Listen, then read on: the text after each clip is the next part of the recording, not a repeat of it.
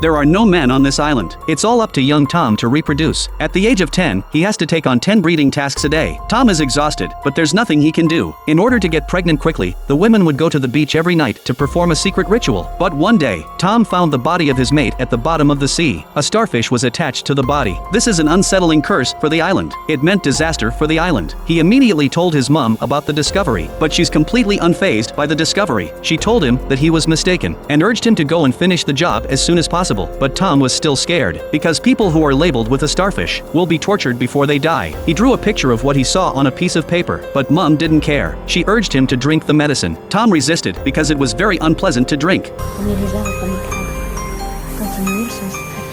Tom had no choice but to drink it in one gulp. By nightfall, Tom was paralyzed. Before he went to bed, his mother asked him where the body was. The next day, she took him to determine the location of the body, but all they could find was a starfish. His mother said it was impossible for anyone to drown on the island. Everyone here was an expert swimmer. Then she warned Tom not to go back in the water, but Tom didn't listen. He dove back under the water from memory and found nothing. He just made it to shore when his mother found him. If they catch him, if he's caught, he'll have to double his breeding load. He ran for his life, but he cuts his palm. He lost his sense of direction and almost drowned. Luckily, his mother arrived in time to save him, but the breeding task was also doubled. But then, at night, the women of the island suddenly gathered together. Tom's mother stepped out of the shadows with a body in her arms. It was the boy Tom had found underwater.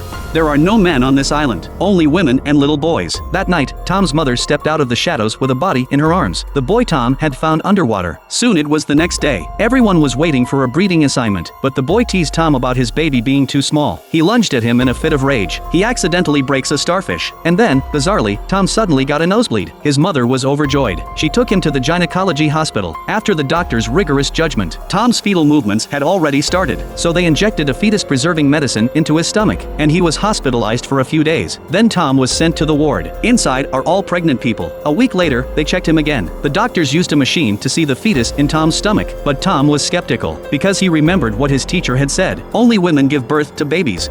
At night, he didn't drink the potion his mother gave him. When he saw his mother leaving the house, he called out to his mate and followed her secretly. They went all the way to the beach. They found the women on the island without clothes, wriggling wildly on the beach.